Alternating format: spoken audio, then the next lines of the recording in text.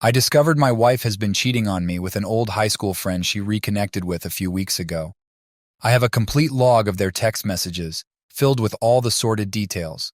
From these messages, it's evident they've hooked up at least 3 times. On top of that, she's been bragging about their encounters to 2 of her friends. When I confronted her, she broke down crying, insisting it was just an online fantasy. She claimed I drove her to this because I didn't give her enough attention and she was desperate. It's true, we haven't had sex often lately since I have a relatively low libido. I'm filled with resentment because I do 90% of the housework and childcare, and I haven't slept in our bed for a couple of years since she prefers to co-sleep with the kids. Somehow, I'm the one to blame. Apparently, I made her do this. She also says she stuck with me through all the things I've done in the past. I wasn't good with money for a while and overspent, forcing her to borrow from her dad. I had a brief period where I questioned my sexuality, and I've been a frequent user of porn. Are these things equally bad? Should I let myself be guilted into staying in this marriage? Despite everything, I have no photos of them together, so I can't definitively prove anything, although the texts are quite clear about what happened. Despite her claims that it was all a fantasy, I start to relent and give her what she wants. I suggest we might need to see someone to help us work through these issues. We've done counseling in the past, but I'm not very emotionally open and had a hard time talking, while she resisted the counselor whenever he pushed back against her.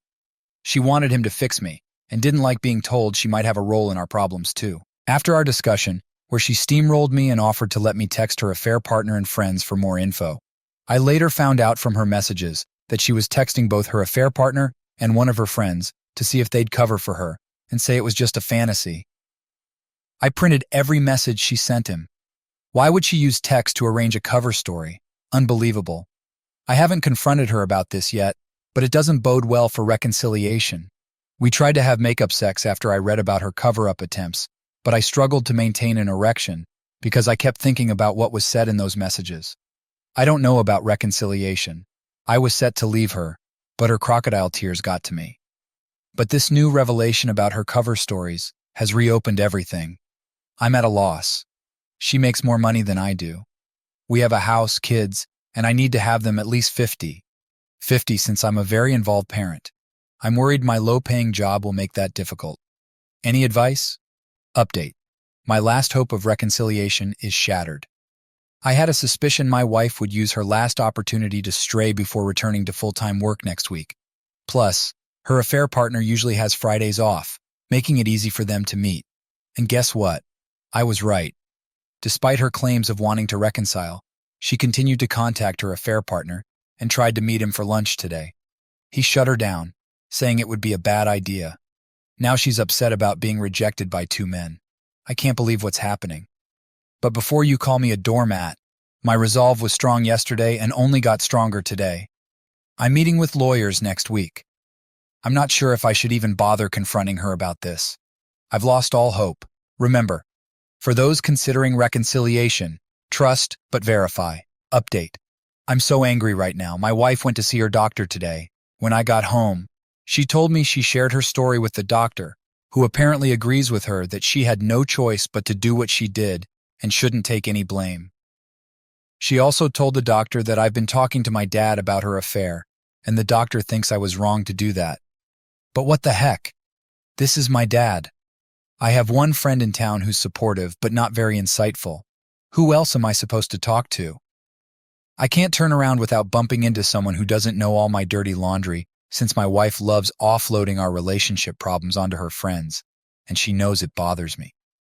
We had this argument years ago when she was discussing our problems with friends, including a mutual friend. It got to the point where I was embarrassed to be around my friends, since they knew everything from her point of view, and the downplaying of my feelings goes on. She tells me not to be angry, to calm down, to just get over it. God dang it, I'm so furious right now I'm shaking. This manipulation is on a whole new level. I'm livid. Update. Soon-to-be ex-wife passed the polygraph. What do I do now? She passed the test today. She handed me the phone triumphantly, angry at me for not believing her. The examiner told me she passed with flying colors. I told her I still smelled BS. She came home and locked herself in the bedroom, texting frantically, asking her friends what to do next. Honestly, I still don't believe it. There are too many inconsistencies in her story and the text to take it seriously, but this sure doesn't help me. Update. Polygraphs and their value in determining cheating. Has anyone else used a polygraph to cut through a spouse's lies? Mine denies cheating despite all the evidence, including her and her affair partner's own words. There's still a slight shred of plausible deniability since I don't have photographic proof of sex. Frankly, I think she's full of crap. But she offered to take a polygraph to prove her innocence and support her claim that this was all just a fantasy world carried on via text. I agreed, thinking polygraphs are little more than a circus trick, giving off a weird reality TV vibe. She did the first test, which was inconclusive. With an inconclusive result, the company offers a free retest. I found out she took a couple of lorazepam tablets from a helpful coworker, red co-conspirator, to game the test. She initially wanted to game it by writing irrelevant questions, like whether other people were present, to avoid the issue at hand. She went for a retest in a couple of days, and I found out she got more lorazepam from her coworker. I found them in her purse and swapped the pills with smaller vitamin pills. I guess we'll see what happens. And the blame game continues. Still no remorse. She blames me for everything and even told me she's glad I feel this way. Maybe now you'll know what it feels like, she said. Every word out of her mouth strengthens my resolve to be done with this once and for all. I've scheduled individual counseling for myself next week and now have a lawyer working for me. Regardless of the test results, I'm done. Update. Wife caught in the affair but claims it was online only. A few people have asked for an update, so here it is, despite knowing I'll be criticized for being unassertive. Anyway, my soon-to-be ex-wife continues to deny any physical involvement with her affair partner, doubling down on her story. The day we got the polygraph results and I called BS, she took the kids for a couple of hours and texted me, calling me a freaking moron. She told me, "I took the kids so you can see what it's like to be without your family. Thanks. Real nice." She's already weaponizing the children.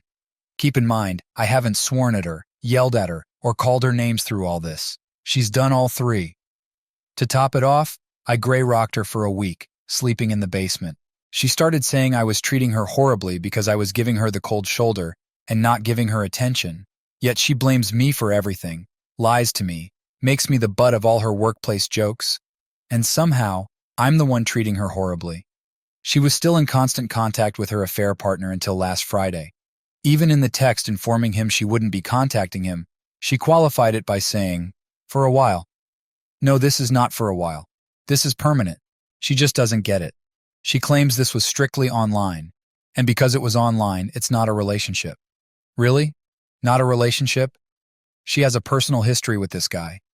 She met up with him 3 times, but because most of it was via text, there's no relationship?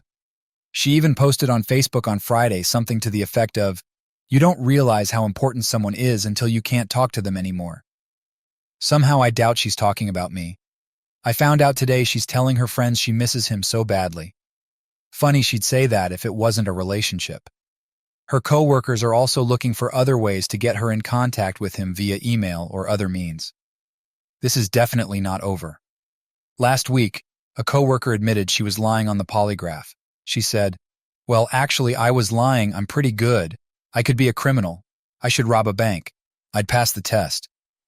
She also admitted to taking so much of her coworker's lorazepam that she doesn't remember the drive back to work that day. I also heard she's saying the affair partner wants to do it again. She wants to do it again. She seems obsessed with his truck and badly wants to go for a ride in it. They never got the chance before I put a stop to their fun, but clearly it's still on her mind. She claims he's such a sweet guy, wanting us to fix our marriage first. She wrote me a tearful letter, once again blaming everything on me, and even said I'd really like her affair partner because he's a cool guy. Yeah, right. I'd like to see him spit his teeth out on the floor. I stopped reading. Last week, I left my ring on the bathroom counter, and she found it when she came home. She badgered me for an hour while I was cooking dinner until I relented and put it back on. On Friday, she came home in tears after I texted her about how this was affecting me. I think she might finally be starting to realize the mess she's caused and acknowledge my feelings. I softened again, but haven't really changed my mind. I just wanted the argument to end and wasn't assertive enough to tell her to get lost. So I went for a 3-hour walk and started letting her back in a little. I also agreed to marriage counseling this week, though I don't want to go. Since I've started letting her in a little, she's once again invalidating my feelings and trying to get me to agree that what she did doesn't constitute a relationship. If I would just agree, I'd feel less stressed. It's just that simple. Last week, I had a great session with a therapist who works in the same office where we're going for marriage counseling. She was very affirming and thinks I should trust my gut on this one. She stopped short of advocating for divorce, saying it's my choice, but also said I deserve better. I'm pretty sure I get her point. Marriage counseling will be with a different therapist, but I hope they'll be on the same page and push back against my soon-to-be ex-wife a little. I know her primary agenda is to push for an open marriage. Through counseling, I hope to present the whole story and reiterate my desire for divorce. Perhaps having someone else there will embolden me and strengthen my position. I know many of you disagree with marriage counseling under these circumstances. I do have a lawyer on retainer, though the process is slow. He advised starting with a mutually agreed separation agreement to avoid conflict and litigation. I know this might disappoint some of you, and me frankly, since it means no dramatic serving of papers at her workplace. But as a low-income earner with 3 kids, I'm inclined to agree with his advice for now, depending on her response and the lawyer she selects. I'm gathering the necessary documents for him to get started. In the meantime, I'm a bit less of a wreck than I was a week ago. Some of the initial shock and anxiety are wearing off, though it's coming back since I stopped the gray rock method this week. Every time I'm near her, I get anxious and disgusted. I can't stand to be around her, so I've been taking a lot of evening walks and am glad to be back at work after the weekend. I'm having trouble sleeping next to her, especially since she's already started bugging me for sex. Nope, not happening. I'm struggling with self-worth and suicidal thoughts, which really scare me. I couldn't do that to my kids, but sometimes I hope for a blowout followed by a fiery crash on the highway to work. I'm freaking miserable, and she's continuing on like nothing happened. It's disgusting. That's it for now. I might have another update after marriage counseling this week, though I'm sure it'll be a mess. Thanks for reading and for your support. Call me what you will. I need it. Edit. I wanted to add a few words since the thread got locked before I could respond to comments. Thank you. I expected and hoped for some harsh words, and I wasn't disappointed. I'll use them to steel myself for tomorrow night's counseling session. Regarding the kids, I agree that coming from a broken home is better than living in one. Thankfully, there haven't been any big blowouts at home or in front of the kids. The younger 2, aged 8 and 5, are completely oblivious, though they probably pick up on my mood. My oldest knows something is up. When my soon-to-be ex-wife took the kids last week to show me what it's like without my family, he asked her if we were getting a divorce. She said no. Of course, she doesn't want a divorce. Clearly, she doesn't care about her reputation among her coworkers, as they all know, but her family is quite another story. Update: porn versus infidelity. Are they equivalent? Last night we had marriage counseling. During the session, my soon-to-be ex-wife explained her reasons for her actions. She claims that 2 weeks of sexting, although I firmly believe there was physical sex involved too, doesn't count as cheating. The counselor was taken aback by this and pushed back. My wife then brought up my use of porn, which she's complained about in the past, calling me an addict. However, I've discussed this with a counselor before, who didn't label me as addicted since my typical porn use involves masturbating 2 to 3 times a week for a few minutes before moving on with my day. According to him, porn addiction means someone compulsively uses porn for hours daily, impacting their life. He said my usage was ordinary.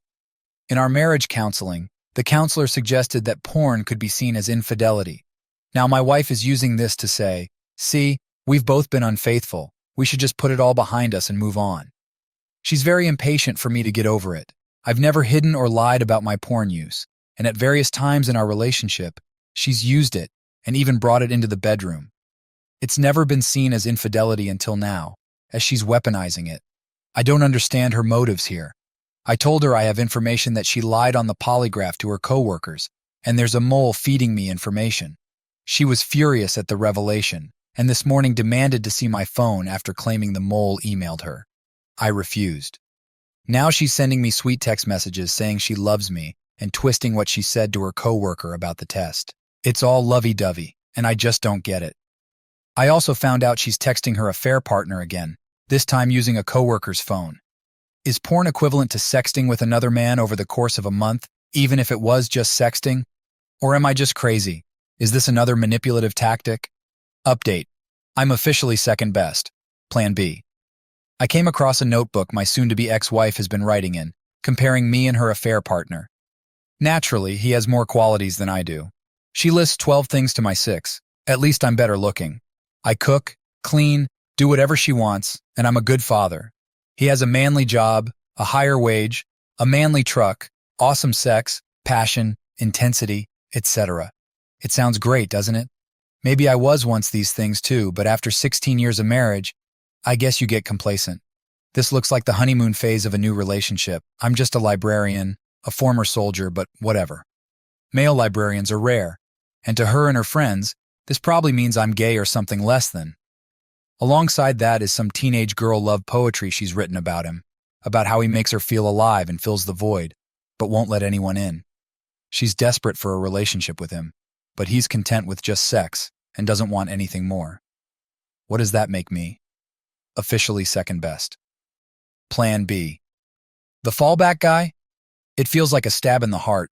I have a feeling, well, more than a feeling, that if he wanted a relationship, she'd be long gone already. But since he's not interested, she wants to work on us. There is no us left. On top of this, she's making me second-guess my interactions with the kids.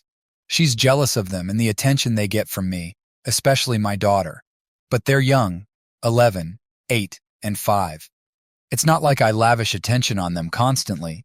They take the attention they need. They're kids. Just a rant, I guess. Update. Caught wife cheating, but she claims online sexting only. Here's an update on my situation. Up to last Friday, I was set on divorce. Things came to a head that night after our individual sessions with the marriage counselor. I stated in my session that I was done with the marriage and wanted out. The counselor accepted this, but wasn't very affirming or validating. The only takeaway was her belief that an open marriage was impossible under the circumstances. I told her I believed my wife was using counseling to push for one. She's mentioned this to her affair partner, and for any reconciliation, he would have to be out of the picture. Also, since her co-workers and friends have been enabling her, their friendships would probably need to be reconsidered as they aren't friends of the marriage. My wife had her session 2 days later. She started by bringing the marriage counselor a bouquet of flowers, which seemed manipulative, but I guess it was her way of making space in the counselor's schedule for us. So she comes home 2 hours later and starts bragging about how well her session went. Apparently, the counselor told her she was justified in her affair and that she should keep talking to the affair partner for support. I couldn't believe it. I told her to leave me alone and went to sleep in the basement. The next morning, she came down crying, trying to guilt-trip me into working on the marriage. Despite my better judgment, I caved and agreed to try, but nothing had changed. She still blamed me, saying we both cheated and that I pushed her to it. Saturday and Sunday were calm until Sunday evening. She told me she wanted to meet the affair partner at a bar on Wednesday because she had some questions for him. I was not okay with that and said no. She claimed the counselor said it was fine for her to stay in contact with him. I thought, if she's determined to do this, I might as well let her dig her own grave. I think part of her hesitation about divorcing is because she's the primary breadwinner. I've seen messages from her coworkers suggesting job postings for me, saying things like, "These could be useful for us." When I asked her what that meant, she said it was for our benefit. But the messages clearly showed they meant her and her coworkers. The affair partner isn't vaccinated, so he can't go to bars. I saw their text conversation, and what caught my attention was her saying she needed to talk about procedures, not feelings. What procedures? She and the affair partner have expressed wanting to do it all over again. So I started thinking another D-Day was imminent. But their meeting didn't happen because of his vaccination status. However, on Thursday, she was late coming home from work. I checked her phone's location and saw she had stopped at his house. She claimed she was late due to a big announcement at work. The affair partner wasn't home, but she left a letter for him. I don't know what was in that letter, but it must be important because she keeps discussing it with her friends and told the affair partner, "The ball is in your court." I suspect it's her last attempt to convince him to start a serious relationship. He hasn't responded yet, and her mood reflects her anxiety. She's been texting her friends asking, "Does this mean it's over?" It's clear her feelings for him are deeper than she admits. She's written sappy love poetry about him, yet insists it's meaningless. But she asked him for pictures of him in his coveralls, and now suddenly wants me to wear coveralls during sex. Her music taste has changed to match his. She used to hate hard rock and metal, but now she listens to it on her commute and has downloaded bands like 9 Inch Nails and Five Finger Death Punch. It's like she's trying to become someone else for him. The mental energy she's spending on this guy is way beyond just friends. I've tried to make an effort this week, doing everything she said she wanted from me, but she couldn't even last 2 days before reaching out to him again. So far, he hasn't responded to her letter. She found one of my spyware apps on her phone this weekend and removed it, but I have backups. Maybe she'll think her messages are now private. As for reconciliation, my feelings for her have cooled significantly. I guess I still love her in a way, but it's not the same. I feel anxious and tense around her, but I'm trying, I guess. She's clearly not putting in the effort and is just pretending. Right now, my motivation for staying is mostly the kids and the financial strain a divorce would bring. I could manage on my own, but it would be tight. This marriage definitely has an expiration date.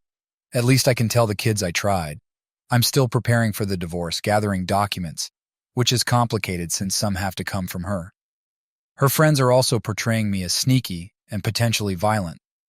To counter that, I've moved my firearms off-site so they can't be used against me as a reason for eviction or a restraining order.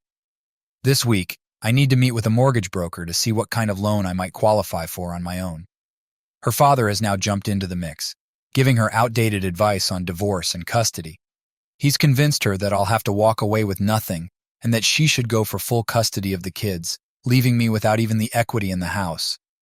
He even suggested I would only get occasional visitation. Sorry, Grandpa, but this isn't 1979 when your wife divorced you for cheating on her while she was pregnant. Times have changed. Nowadays, marital property and custody are typically split 50-50 unless there's proof of abuse or neglect. My wife claims she'll go for full custody due to my low income and her self-diagnosed assumption that I have PTSD from Afghanistan. I've never sought treatment for PTSD because I've never experienced it, but apparently my wife thinks she's qualified to diagnose me. She's also hinted that she might accuse me of violence. This potential threat looms large in my mind. I'm battling some dark feelings right now, struggling with self-worth and kicking myself for not having the backbone to tell her to hit the road. I feel like a fool, especially since I've told her I still can't fully believe her story. She says the text messages were just well-written fantasies, but I've caught her in so many lies that it's hard to take her at her word. Yet I've allowed myself to give her the benefit of the doubt. She's done a masterful job of planting seeds of doubt in my mind, and I hate her for it. For now, I'm stuck in this mess. Any advice on how to navigate this would be appreciated. I feel like I've painted myself into a corner, and maybe I have. Screw my life. Initially, I posted this on a surviving infidelity forum, but it wasn't approved, so I'm sharing it here as well. Update. Everything is theater. The affair partner responded to her letter and broke it off, saying he's been too involved already and feels uncomfortable. He even showed surprising empathy, saying she should stop dragging me through this. I know how I'd feel if this were happening to me, and that's why I'm out, he said. I saw other messages to her friends saying her white knight isn't coming to save her. Last night she told me he was done with her and that I should be happy about it. Sure, whatever. I told her I knew about the letter and her messages. She insists that I'm the white knight she was referring to, and that the letter only contained questions about divorce since he's divorced, and she wanted his advice. But her messages to friends and his response suggest otherwise. I asked for a copy of the letter. She promised to give it to me. Today she texts saying she has the letter and can email it or bring it home. I asked for the electronic copy. When I got the letter, I checked the file's properties and version history. Sure enough, she wrote it this morning. It only contained what she admitted to yesterday. Surprise! How did she think she'd get away with such an obvious trick? Update. Wife can't give me credit for anything. My wife never gives me credit when talking to her friends. A couple of weeks ago, her father was suddenly hospitalized. She found his place in disarray and was worried. She called me while I was out with our son, and I started calling local hospitals. The third one I called had admitted him earlier that day, and he was just getting out of emergency surgery. I let her know, but the next day she told her friend she had found him without mentioning my help at all. Another example, we just had a major snowfall. She got stuck halfway down the driveway and called me out of bed to help. I pushed her car back into the garage and spent the next 45 minutes clearing the driveway. She later told her friends she managed to get the car back in on her own and that it took 3 men 2 hours to clear the snow. Who are these 3 men? This infuriates me. It's like she's trying to make me look bad to justify her actions. Do I count for nothing? On top of everything, she keeps pestering me to change her snow tires and do an oil change on her car. Honestly, I've been dragging my feet because I really don't want to. The oil change should have been done months ago. The last time I worked on her car, I spent the entire afternoon changing the back brakes and rotors. 10 minutes after I finished, she took the car to have dinner with her affair partner and then back to his place for sex. She told me she was going out with a female friend. Her car has become a trigger for me, and I'm reluctant to do any work on it given her betrayal and her unwillingness to give me any credit for my efforts. Needless to say, her continuous blame shifting and refusal to be transparent with her phone don't bode well for our reconciliation. My heart just isn't in it anymore, and I grow more miserable by the day. Update: how much should you share about individual counseling with a wayward spouse? My wife shows a lot of anxiety around my therapy sessions. Before each session, she quizzes me about what I'm going to talk about and tries to tell me what I need to say. After the sessions, she grills me about everything. What did you talk about? Did you talk about me? She often gets upset when I hold back. Am I wrong to keep things private? This isn't new. It's happened before when I've seen a counselor for other issues. It makes me uncomfortable because, well, we do talk about her, and not always in a flattering way. I think these sessions should be private, but I also don't want to feel like I'm keeping secrets. How much do you share with your spouse about your therapy sessions? Should these discussions stay between you and your therapist? Is it any of your partner's business? Update: can anyone tell me what in the world this is? My wife sent this to me tonight, and I'm at a loss for words. I don't know how to respond or if I even should. Normally I'd show my counselor, but I don't see her for another month. Can anyone shed light on this? She hasn't apologized for anything yet. In our last marriage counseling session, the counselor asked if she felt any remorse, and she said no. Now she sent me this. I am desperate. I've been thinking about how to say this to your face, but I can't, so I'll say it here. I am mad. I am disappointed and angry at you for the way you treated me. You became the horrible emotional abuser I never thought was possible. I wasn't the one who screwed another man, was your favorite response to everything I said. Even though I gave you ample evidence that I didn't cheat, you wouldn't believe me. Law enforcement and courts would side with me based on the proof I provided. I'm extremely livid that you kept accusing me of something I didn't do. Maybe I should have slept with him since you're convinced I did. I want an apology for the hurtful words you said, for constantly accusing me. I admit to the sexting, just as you admit to the porn. But I cannot get over this anger towards you for accusing me of having sex with him. I cannot move forward or pretend things are getting better until I get an apology. Update: reconciliation failed, as expected. Surprise, it didn't work, and I'm finally vindicated in my belief that my wife has been lying all along. Feel free to say, I told you so. My daughter's birthday was over the weekend, and my wife posted about it on Facebook. Her affair partner commented on the post, leading to 2 days of texting between them. She informed me about his texts, but only gave a vague description of the content, claiming it was just 1 or 2 messages. She said he was asking about our daughter's age, but she's been carrying her phone around the house and answering texts instantly, just like she did during the affair in the summer. She hasn't given me her phone, but she doesn't know I guessed her PIN. She's very predictable with passcodes. Things started to get flirty between them again, referencing past encounters but nothing concrete. During their conversation, he mentioned he was home on Monday and Tuesday because of the bad weather, as he works outside. That Monday night, she decided to dye her hair after the kids went to bed, which seemed odd since she had just done it before Christmas, and it wasn't necessary. Plus, she's working from home now, so who is she trying to impress? She spent over an hour in the bathroom late at night, doing this and other grooming. I went to bed at 11:30 p.m. and asked if I could come in to wash up. She said no and handed me my toothbrush through a crack in the door. When I asked what she was doing for so long, she coyly replied, I'm getting ready for you. Yeah, right. With her affair partner off the next day, I immediately suspected she was preparing for him. So on Tuesday morning before leaving for work, I reset the trip odometer in her car to see if she went anywhere during the day. She was in her usual sweats in front of the computer as I left. Later, she texted me saying she was taking a nap at lunchtime. When I came home, she had changed into a low-cut shirt and put on makeup. When I asked about the outfit, she deflected. I thought maybe she had changed to take our son to his activity, since she usually hangs out in a nearby bar while he's busy. But after dinner, she changed into a different long-sleeve sweatshirt. So why the low-cut shirt during the day? I checked the car and saw 5 kilometers on the trip counter. She hadn't mentioned going anywhere. I suspected they went for lunch since a restaurant is 5 kilometers away, plus an extra half kilometer to pick him up. He lives that close, a 7-minute walk. I was slightly wrong. Instead of lunch, she picked up tea, went to his house, watched TV, and had sex. Finally, vindication. Strangely, I don't even feel that hurt. I had such low hopes anyway, given her lack of remorse, blame-shifting, and lying. I feel relieved that I'm not crazy. I gave it my best effort, and then she did this. It's over. Well, and truly over. She asked me this weekend, "What do I need to do for you not to divorce me?"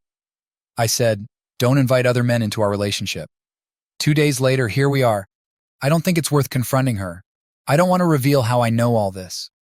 I'm going to hang tight for a couple of days. Then on Friday after work, I'll go to a friend's house and stay there until at least Monday. I'll text her my intentions Friday afternoon. I don't want to give her a chance to poison my mind. I'll probably block her so she can't reach me at all. I'm also thinking of informing her mother, father, and sister. So far, her sister and father only know her side of the story, where she claims it was all just online fantasy. I want to say something like, "I'm sorry to inform you, but Naeem has been lying to me and to you all along.